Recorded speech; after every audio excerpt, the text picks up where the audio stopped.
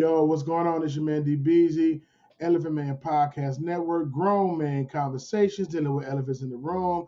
Good to see everybody again. Good to hear from everybody again. Like, share, subscribe, please. We're trying to grow this channel. We're trying to grow the things that we're doing here. So today I want to talk about the biblical Hebrews, right? I want to go into that. So I want to go right into it. So let's go. Click here. It says the Negro or the African Americans are the true biblical Hebrews from Scripture. Now, before you leave the channel or hit thumbs down, let me explain a few things why I believe that the Negroes or the African Americans in this country are the true biblical Hebrews. Here's a book by Rudolph Windsor. It's called Babylon and Timbuktu. I ordered this book. It was pretty good. So we're going to read what it says right here. It said in the year 65 BC, the Roman armies under General Pompey captured Jerusalem. In 70 AD, General Vespasian and his son Titus put an end to the Jewish state.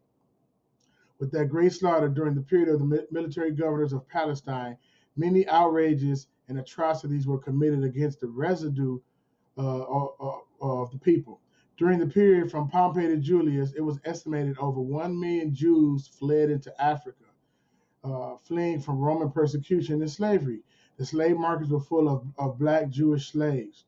Okay, and then it said this prophecy and all the residue of prophecies contained in Deuteronomy 28:15 through 68 befell the black Jews after they disobeyed the laws of God. Many nations were transported, the Jews into slavery, and the sons of Israel transmigrating to every continent. In other words, they were scattered. God said, I will scatter you to all four corners of the earth. So this book is from page 48, Babylon and Timbuktu. Go back to that. So it's this cover looks like very, very good book. Check it out, read it. I got a copy of it, and it said just that. So like again, it says in 70 AD, the Hebrews fled into Africa. If you look at this map right here, it has Egypt, and then it has Israel right here. Now we know on a lot of the old maps or a lot of the newer maps, they got all of this back here, the Middle East, but it's pretty much like Africa, and then you got like East Africa, right? So Israel is a part of Africa. It's not a part of the Middle East, okay? And so this is what happened. They, after 70 AD, we left Israel and we came right down here in this area right here, and we also came to the East Africa, this part of East Africa, okay? Now, if you look at this map, this is a map, a famous map from 1748, right? And this was used by a lot of settlers and the slave traders and colonizers, right? So let's look at this map. Right here is a Negro land, right? And there go Timbuktu. But this is an area where a lot of the Jews, Hebrews stayed. There's a lot of Moors in there, but it was also a lot of Regal Negroes, Hebrews. But I want you to look at this real close. If you can look at this, it says Grain Coast, Gold Coast, Slave Coast. So this is pretty much where a lot of the slaves were taken um, um, during the Atlantic slave trade, right? This slave coast part, they got a lot of gold from here, got a lot of grain from here, they got a lot of slaves from here, right? And so the Songhai Empire, right? A lot of the Jews of the Bangladesh Songhai Empire, right? So this is the map showing and the 1748 map, right? So a lot of the people that fled, millions of Israelites that fled into Africa are still there today, right? So these are some of the dark-skinned people, right? The Kemetic people, the Egyptians, the people from the tribe of Ham, and also the Semitic people. They almost look the same, right? Dark skin complected. I'm not making this a white or black thing, but we got to get back to biblical truths. Let's look at this. These are the Negroes in Venezuela after the Atlantic slave trade, the generation of Afro-Venezuelan family. Now, don't they look like somebody that is stay around here, somebody that is from America? They look American. They look American, and they probably speak Spanish. But these are the Negro people, right? In Venezuela, because the slave trade wasn't just um, in America, but it was some of the island countries, Jamaica, and some places in South America too, like Venezuela. Okay. Now look at this map right here. This little area right here, that is where that slave coast was. Remember I told you it was the grain coast, the gold coast, and the slave coast. Now the map of 1748, it says right where slave coast is, it says KM of Juda, or in other words, Kingdom of Judah, right? Or Ouida, right? And it's still, so you can see right here, it says Slave Coast, right? This was the map. In the early maps, they said this is where the slaves are going to come from, right? This was the point of no return where a lot of the slave ships took off from, and it was in this area right here.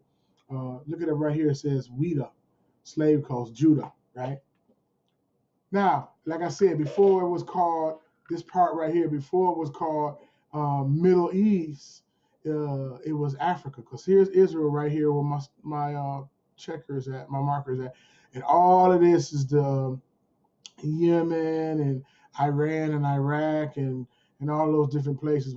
But all of that was considered Africa. But this is where Egypt stops. So where Egypt stops, they call all this the Middle East to, I believe, separate Egypt from Africa, right? Slave auction poster is another example. In the early slave auction posters, it said, "Fine young Hebrews," right? So they put these up all over Yorktown and a lot of places in Virginia and a lot of the places where we came to. It says, "Fine young Hebrews," right? That sounds like Hebrews, right? They changed it to Negroes, right? So Negroes, but then they even changed it later. But we went from, the posters were looking like this: "Fine Hebrews," and then they changed them to Negroes, right? So they knew what they was getting. And I got this book, this Zondervan Compact Dictionary. It says Ham, progenitor of the dark races. But then look where it says highlighted at. It says not the Negroes, but the Ethiopians, the Libyans, and the Canaanites, right? So if we know about the story of Noah, we have Ham, Shem, Japheth. Japheth is where we get a majority of our white Caucasian races from, Gomer and all of those guys. Ham, as it says, Ethiopians, Libyans, Canaanites, and then the Shem was the Semitic people. This is where the tribe of Israel come from. So it says it's a progenitor of the dark races, but not the Negroes. And it's in this Bible dictionary. So I had to order one for myself to see, and lo and behold, it's still in there. I thought they was going to take it out, but they didn't move it. So Ham is a progenitor of the dark race, not the Negro. It's very, very interesting that they would say that. Okay, there's an attempt to rewrite history and hide history, in my opinion. And so I went to this site, King James Bible Online, and a lot of the older books, the Apocrypha, they said the Apocrypha is a selection of books which were published in the original 1611 King James Bible. These Apocrypha books were positioned between the Old and the New Testament, and it also contained maps and genealogies. The Apocrypha was a part of the KJV for 274 years until it was removed in 1885. That's interesting. Okay, so they got a lot of different books that were removed. The Mid Testament, you had the Old Testament, the New Testament, and then right after the book of Malachi, it was seem like, well, God is not even talking to his people anymore. It was like this period of 400 some years where he wasn't even talking to them. And then the book of Matthew started the New Testament, and it started talking about the genealogy of Yeshua, Messiah, and stuff like that. But these apocryphal books was removed, and it says apocrypha means hidden. Fragments of the Dead Sea Scrolls dating back before 70 AD contain parts of the apocrypha books in the Hebrew, right? So it was, let's go right to this site. I'm gonna go right to the site right here. This is where I got it from. King James Bible Online, and it talks about the Apocrypha book, right? And it got all the different Apocrypha books in there. They're saying it was removed because it said it's not the inspired word of God. It also said it had maps in there. And they did I think some people did a real good cover-up job trying to cover up who the biblical Hebrews were. Now, I'm going to stop for a second and say this. It's not about nationality, right? So much, but we do got to get saved by Yeshua Messiah. So we got to come under the leadership of Yeshua Messiah. He is the king.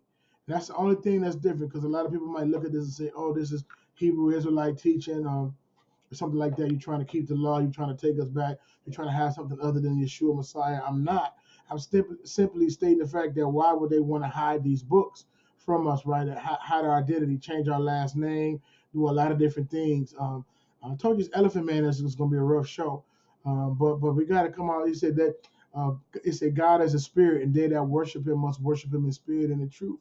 And so we got to worship Him in spirit and in truth. And so I believe we have to start with the truth, man. We can't have all of these different lies and cover up lies. It's already covering up lies in Hollywood, right? Every time you see Charlton Heston or Elizabeth Taylor playing these Egyptian kings and priests and goddesses, and they whitewash the Bible. So we have to get back to the original text. But every time we're in movies, we're slaves, we're thugs, we're the help, we're killers, and we're going in jail, we're coming out of jail, like I said before. But that's just not true. And I think this is why that Black Panther movie was so empowering, encouraging to a lot of the African American people, even though it was fiction. It wasn't true, but the whole unity thing and the whole, they had a civilized class of people. They wasn't in the back sticks of Africa, third world country, nothing like that. They was civilized or whatever. And it kind of shows how we were at a time when we was in Israel, and even when we set up camp in Mali, in West Africa and stuff like that. We had science, we had a lot of different things we had going on, because Yahweh was with us and Yahweh showed us, right? So we civilized a lot of the lands. So I'm going to stop right here because we had 12 minutes. Subscribe, like, share. Please comment. I'm going to do a part 2 in a second. One Lord, one faith, one baptism. Perfect.